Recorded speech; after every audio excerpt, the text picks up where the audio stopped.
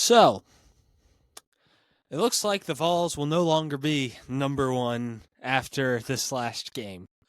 Quite frankly, I feel like we should have seen this coming at some point. What's good, y'all? Welcome back to the Vols Rundown. I'm your host, Micah McCamey, and, man, I don't know how to describe it, but it definitely did happen. The Vols absolutely get killed by Florida. The final score was 73-43, and this was just not a good game for the Tennessee Vols. Florida was hot, and the Vols just were not hitting anything. They were playing hard. They were playing aggressive. They played enough defense, but, they were just so off tonight that it wouldn't have mattered. They could have come out and played the hardest basketball they played all year, but it wouldn't have mattered because we just were off. That's the problem.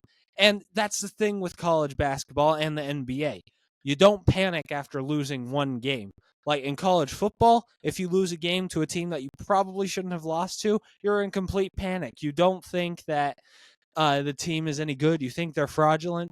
But in a scenario like this, the Vols coming off of an emotional win against Arkansas, with beating up on Jonas Adu and whatnot. Then you have Florida coming off of a loss. They're coming in playing mad, and we have to go down to Florida. So it was just a really hard game for the Vols to play in general. I don't think that this is that big of a deal, quite honestly. The Vols, I think, are still a very, very good basketball team. There is no doubt in my mind about that. And I don't know what else to say. They didn't play their best game. Chaz Lanier was off. Gainey was off. All of our scorers were off. And do I think that we should be the number one team in the nation? Not really, especially not after tonight.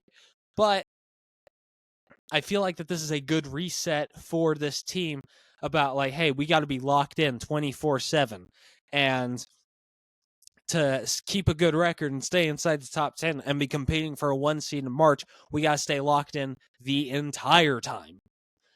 And honestly, I think this is a good wake-up call for the team. And also, I'm very excited to watch how this team responds to something like this in just a few days from now. I can't remember who we play next. Again, that's the part of this being raw and unedited, is that I can't just look over here and be like, okay, so who do they play? But this team is still, again, a very good basketball team. Okay, do not let this one loss destroy your mindset and thinking that this team is horrible. We played a bad game. Now we got to move on from it. Okay. And this team will prove if it has mental toughness or not whenever they play their next game, whether it's in just 2 or 3 days from now or it's next week. Okay.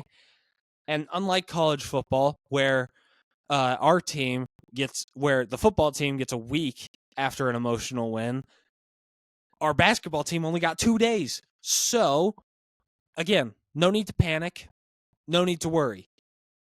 And honestly, I'm just excited to watch the rest of the season for this Vols basketball team. But anyway, that's going to do it all for me.